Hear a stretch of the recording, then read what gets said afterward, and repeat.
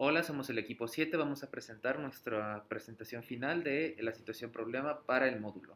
En este caso, el proyecto es responder la pregunta si puedo generar un ingreso extra rentando una habitación en mi casa en Airbnb. El orden con el que llevaremos esta presentación es primero la introducción, después la infografía, continuando con los resúmenes de ambos entregables, el análisis predictivo y finalmente la conclusión. Durante todo el curso, utilizamos la base de datos que nos otorgó la aplicación de Airbnb para ver el precio de la renta de diferentes propiedades en la ciudad de Madrid. Esto con la finalidad de analizar todos los datos, crear un modelo de predicción y poder generar un costo de renta preciso al departamento de la situación problema.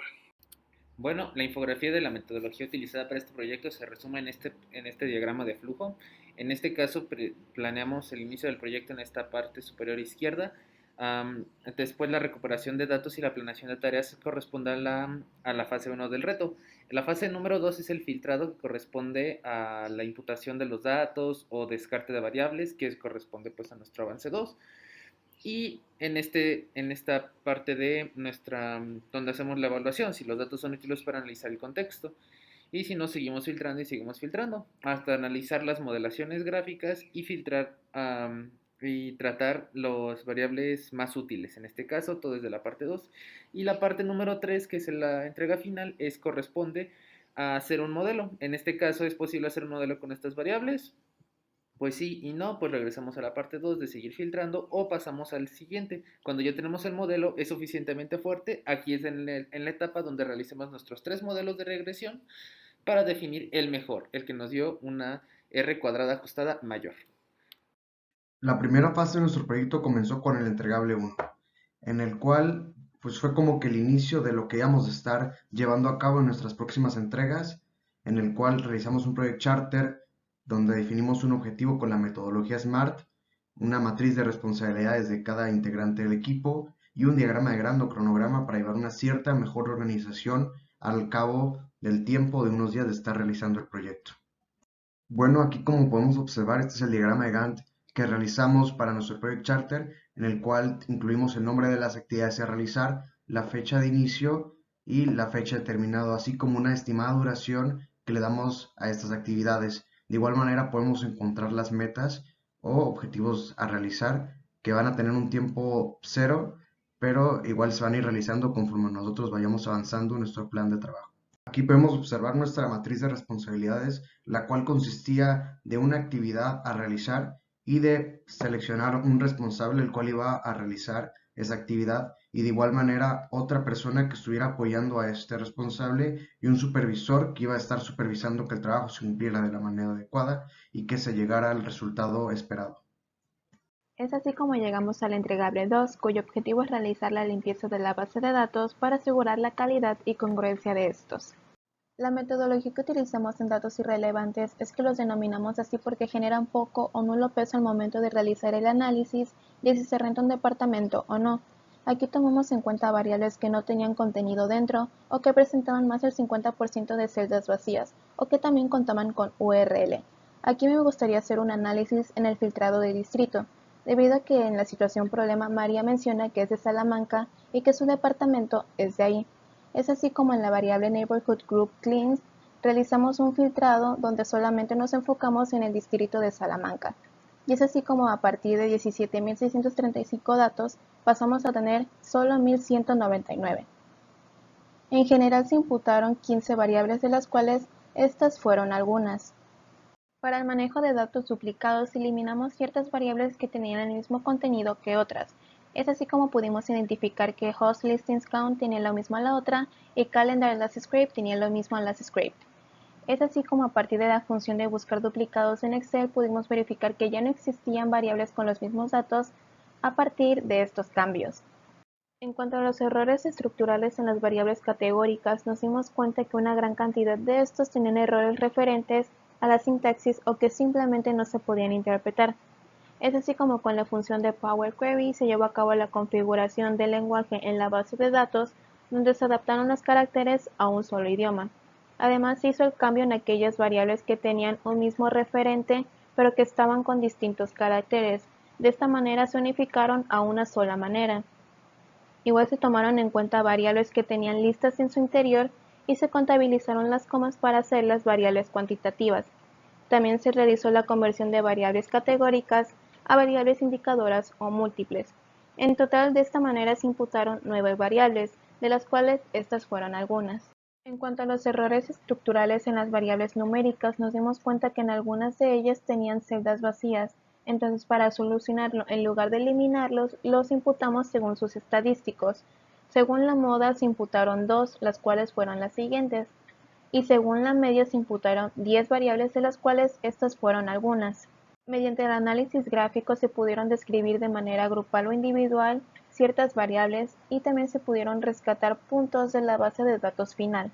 Es así como pudimos identificar que, por ejemplo, la mitad de las propiedades cuentan con algún tipo de descripción o que la mayoría de las propiedades se localizan en la colonia Goya del distrito de Salamanca. Nuestro objetivo realizado con la metodología SMART consiste en, con la ayuda de una base de datos proporcionada de los Airbnbs, generar un modelo predictivo en Minitab sobre las propiedades en el distrito de Salamanca en Madrid. Esto con una fuerza de predicción de al menos del 50%, o dicho en términos más técnicos, que tenga un ajuste de R cuadrado mayor al 50%. Bueno, nuestra metodología para el análisis predictivo primero se centró en la obtención de datos, la cual fue una base de datos proporcionada de Airbnb en España, en Madrid. Posteriormente se le dio filtrado y tratamiento a esta misma base de datos. Lo primero que hicimos para darle un enfoque del contexto a la situación problema fue que en esta base de datos, en Excel con la función Power Query, solo seleccionamos los datos o las observaciones que estaban en Salamanca, España, que era donde nosotros teníamos que analizar y teníamos que enfocarnos más para dar pues una solución como que más fundamentada. Ya después de esto, pues se le dio tratamiento a los datos faltantes y posteriormente de los datos faltantes se les dio a los datos típicos. Entonces ya nos quedamos con una base de datos de solo observaciones de Salamanca, España, con un mayor enfoque a lo que era nuestra situación problema y sin los datos faltantes ni atípicos. Posteriormente luego se experimentó con diversos modelos planteados en los que fuimos ajustando un modelo de regresión lineal basándonos en los valores P y otras cuestiones para ver cuál se ajustaba más a mayor R cuadrado ajustado. Posteriormente ya de manera final se compararon estos métodos y se dio un veredicto final para ver cuál es el que finalmente íbamos a elegir.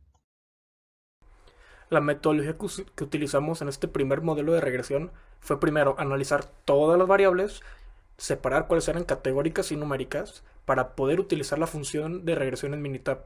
Esta nos va a generar todo el análisis de los datos con la ecuación de regresión y después la representamos en gráficas. Como podemos ver, aquí tenemos la ecuación de regresión.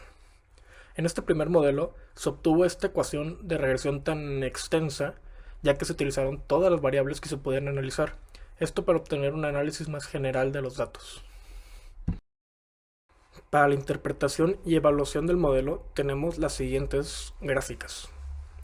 En la gráfica de probabilidad normal podemos ver al inicio un buen comportamiento de los datos hasta que comienza una leve desviación a la izquierda y ya después una dispersión muy grande entre ellos y la línea hacia la derecha y incluso podemos ver valores atípicos arriba a la derecha.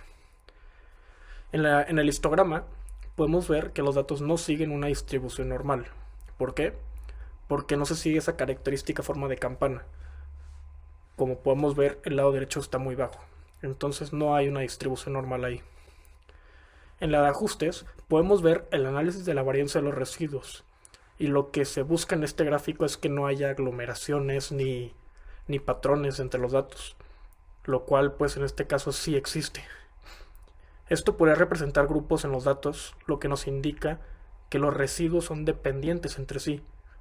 Y también podemos ver valores atípicos arriba y a la derecha. Por último tenemos la de orden, donde podemos confirmar que los datos se tomaron aleatoriamente ya que no tenemos ningún patrón en la toma de datos.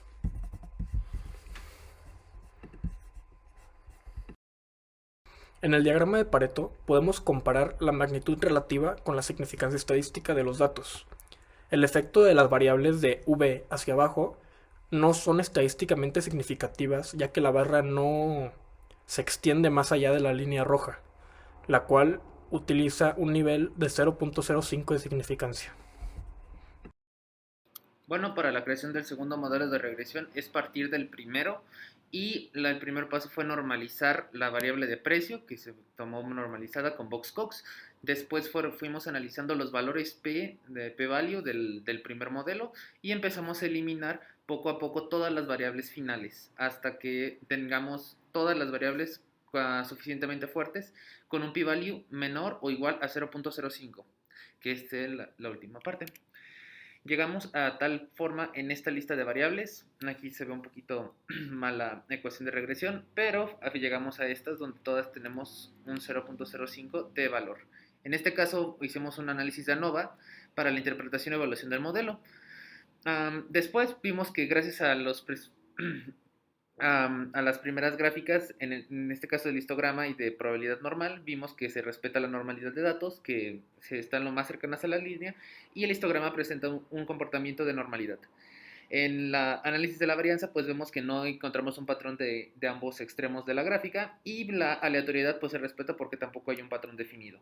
Entonces es bastante bueno el modelo. Aquí tenemos el análisis de Pareto para ver la fuerza de las variables que quedaron al final. Aquí están las mismas variables y la fuerza que tienen en la predicción de la variable normalizado, que es la normalización de nuestra variable de precio. Para el modelo de regresión final, se hizo, en base del segundo modelo, se metió un análisis de interacción, en este caso, igual respetando el análisis de p-value, como se ve, y se fueron descartando los que sean mayores a este nivel, de 0.05.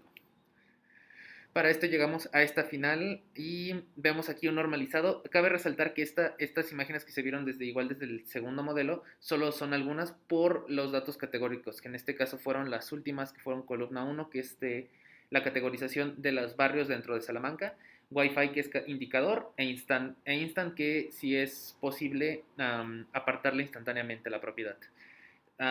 Aquí se pusieron solo una de tantas, pero se evaluó el modelo al final con todas las posibilidades. En este caso igual hicimos un análisis de ANOVA para ver la normalidad en el histograma, tanto como en la línea de residuales. El análisis de la varianza igual sale sin ningún tipo de sin ningún tipo de alteración, es bueno. Y en el último de aleatoriedad igual vemos la independencia de los valores tomados. Finalmente, con el diagrama de Pareto vemos cómo también todos respetan la fuerza de predicción en nuestra variable normalizado, y todos tienen un mayor o igual a 0.05, y vemos la lista de variables y sus interacciones aquí están también marcadas en el diagrama de Pareto. Para terminar, podemos confirmar que es posible conseguir un ingreso extra con las características que se nos describen en la situación problema.